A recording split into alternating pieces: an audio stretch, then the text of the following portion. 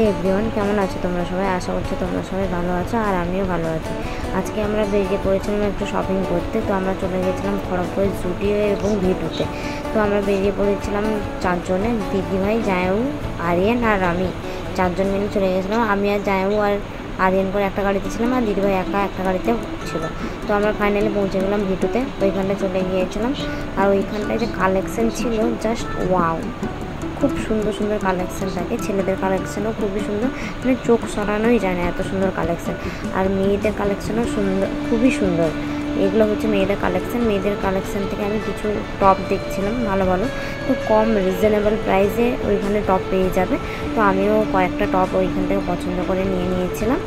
তারপর চলে গেছিলাম কিডস জোনেও খুবই কালেকশান ভালো ছিল।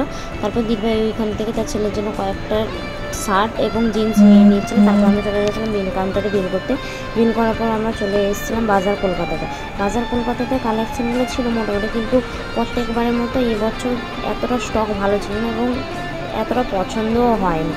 তারপর আমরা কিছুক্ষণ মেয়েদের স্টকগুলোও ঘুরে দেখছিলাম, এতটা ভালো লাগেনি, পছন্দও হয়নি, সেই জন্য আমরা ওইখান থেকে বেরিয়ে করে চলে এসেছিলাম।